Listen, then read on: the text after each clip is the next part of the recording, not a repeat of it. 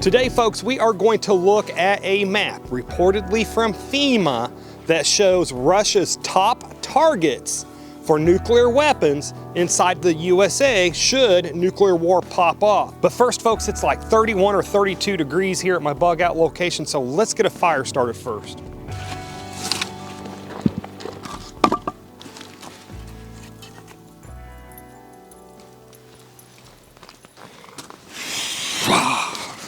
Okay, this is a little bit better because it is actually freezing temperatures out here, or just above freezing anyway. So again, we are going to take a good look at a map that reportedly shows what Russia's top targets will be should Russia ever launch nuclear weapons at the United States. And for new viewers, welcome to my channel, also my bug out location. This channel is all about prepping and self-defense related subjects. And consider subscribing to this channel and giving it the thumbs up if you want content like this that mainstream media will many times hide. So with Russia having recently lowered its threshold before it would launch its own nukes, and with the war going on in Ukraine, and then also with the tensions that is going on in the Middle East, I think it is worth looking at a map like this, and again, that points out what would be Russia's likely top targets on US soil should United States and Russia get into an all-out nuclear war. Now, really quick before we start taking a look at this map, it should be noted that this map has been around for about 10 years now, but it seemed to resurface because of everything that's going on. And depending on the source, I've read that FEMA declassified and released this map about 10 years ago. Then I've also heard that it wasn't FEMA, but who knows? But anyways, I'm not really worried that this map is 10 years old because in nuclear targets terms, that's not really that outdated because it takes a long time to build something up like a military base or a nuclear silo or something like that to actually get it put on the nuclear target list. Now, one thing that's really important for people like you and I to know is, and this isn't something that you see mainstream media really post about, is that Russia utilizes a doctrine to where they try to retain nuclear missiles rather than just firing them all off at once and again just going all out. And the reason why that it's so important for you and I to know that Russia utilizes again that doctrine where they try to retain missiles is because they want to be able to do second and third strikes if necessary, and then they also want to retain missiles for in the future. So the reason why that is so important for people like you and I to know that Russia utilizes that doctrine is for the fact that if nuclear weapons actually start getting launched between the United States and Russia, chances are, unless you live, at an actual blast zone, which we'll take a look at that map here in just a second. But if you live outside of one of those blast zones, at least those initial blast zones, you will probably have some warning and some time to actually make it to a shelter or get where you gotta go. So really just to kind of simplify what I said just a second ago is that if Russia and the United States do start lobbing nuclear weapons at each other, Russia will hit the super high value targets first, and then in their second and third wave, then it will hit those lesser targets next. Now let's take a look at this map and let's see where these first high value targets that's going to get hit in the first wave are going to be. And obviously Washington, D.C. and that surrounding area there is going to be in that first strike of nuclear weapons from Russia, and that's because they're going to want to take out our command structure. And then right up there with Washington, D.C. is going to be where our ICBM silos are at. So states like Wyoming, Colorado, North Dakota, and Nebraska, those are going to be states where those nuclear silos are at.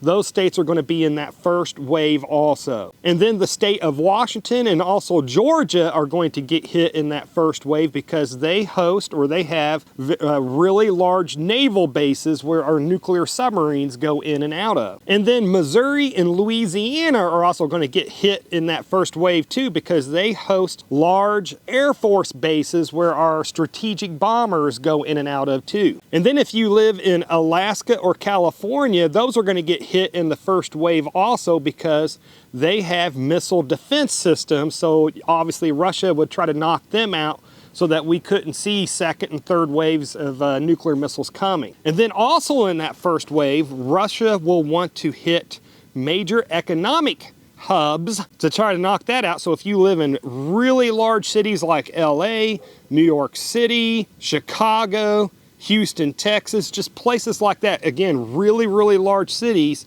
you're going to get hit in that first wave. So then for lack of better terms, the good news is that if you live outside, if you don't live near a nuclear silo or near a really large military installation, or if you don't live in a major economic hub, then the good news is you probably are not going to get hit in that first wave again, because Russia practices that doctrine where they try to retain missiles instead of just firing them all at once. Now the bad news is that nobody knows how long it would be between the first wave and the second wave. It could be a matter of hours, or it could be a matter of days. There's just too many different factors in play there, but I think the biggest factor for how long before those waves of missiles would stop would be when Russia stops having nuclear weapons hit their soil. Again, because Russia wants to retain missiles rather than firing them all. Again, my belief is that once nuclear weapons stop hitting Russian soil, then Russia will stop firing its weapons again, so it can retain those weapons so that they have a way to defend themselves in the case of a nuclear war in the future. So my honest belief is that, you know, you're doing your normal everyday life, going to work or whatever, and then you hear on the news or through whatever, but you hear that nuclear missiles have hit Wyoming, Colorado, Los Angeles, New York City, and Washington, D.C. My belief is that if you live outside of one of those high target zones that's going to be in the first wave, that you probably have at least a few hours to get to where you got to go before those second and third waves start hitting. Now, luckily, I don't live in a high value target zone. Where I actually live at will be pretty far down the list as far as order of importance. But if nuclear weapons do start getting lobbed at each other and I go to my shelter, I'm going to stay in my shelter for at minimum 7 days. And then at that 7-day point, I would only go outside of my shelter just long enough to throw out bathroom waste before immediately going back in, well, and obviously decontaminating before I go back in. But ideally, it would be 14 days before I even go outside longer than just to dump bathroom waste. Now, if we have any kind of forewarning of a nuclear war, and if I was able to come here with my family to the bug out location, we are so far away from anything out here that I could probably come outside just long enough to dispose of bathroom waste after just 2 days. Again, coming outside just long enough to throw the bathroom waste outside and then decontaminating and coming back in. But even with that, I wouldn't do it without NBC protection on. Now, for the normal person in the United States, if you were able to get into your nuclear fallout shelter, it's really ideal that you stay in that shelter for at least 14 days before coming out, because after 14 days, that radiation has decayed enough that you could go back outside at that point, but you would really want something like something that can measure radiation so that you would know what areas that you would need to avoid. Now let's really try to simplify how survivable a nuclear war is. First thing is if you live within 5 miles of that blast zone, unless you are in a nuclear bunker that is designed to survive a nuclear blast, if you live within 5 miles of that blast zone, you are not going to survive it. However, if you live at least 10 miles away from the blast zone and you have shelter that will protect you from radioactive fallout, then you have a pretty decent chance of actually surviving that nuclear blast in your area. But now what you really want to be is at least 50 miles away from the blast zone. If you live at least 50 miles away from a blast zone, by the time the radioactive fallout reaches you, it'll be dissipated quite a bit. Plus, it will have already started decaying quite a bit. And so if you live 50 miles away from a blast zone and you have shelter that can protect you from radioactive fallout, as long as you're in that shelter for 7 to 14 days, you have I believe you have a high likelihood of surviving that nuclear blast again that happens in your area. Now, I know right now there's some people that's pounding on their keyboards to comment, I would rather die instantly in the nuclear blast than to die a slow, horrible death in the nuclear winter that would follow. And the more I've looked into it and listened to what both side A and side B says, I believe that nuclear war won't be as bad as the one side says it will be. Now, I definitely think that after a nuclear war, life will really stink for a couple of years, be horrible, but I do believe it's survivable. And my thing is I want to help my family survive something like that. Now, again, luckily for me and my family, we don't live in a high value target zone. I mean, it would be second, third, maybe even fourth wave before our area would even get hit. That's where we actually live at. And then the bug out location here is nowhere near a target area. And then again, we are so far away that nuclear fallout with the prevailing winds, a lot of it would be dissipated, halfway decayed by the time it even reached here. So just simply sheltering here for at least a week, I think we would actually survive it. Now, don't get me wrong, I am not saying that I am 100% where I want to be at for the event of nuclear war.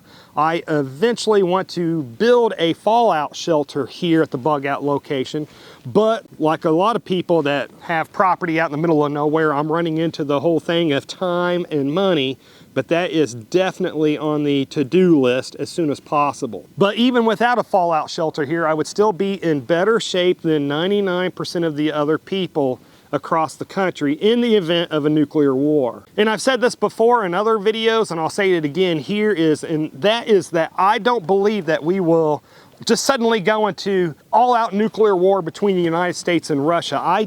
My belief is that it will, over several days, will actually lead up to that. And I think my belief is that the way it will start off is by the countries using tactical nukes against each other's militaries first, and then it escalates from there. So one of my contingency plans is that the second that the US uses a tactical nuke against Russia, or Russia uses a tactical nuke against United States soldiers, or China, or something like that, but the second that a tactical nuke actually gets used, I am going to take my family and we are going to head here. Luckily, again, this is nowhere near a target zone. We will not get much radioactive fallout here, and I am surrounded by other preppers and like-minded people here. So how close do you think that we are to nuclear war? Do you think that we are the closest we've ever been, or do you think this is just a bunch of saber rattling by leaders of different countries? Comment down below with your thought. And every prepper should know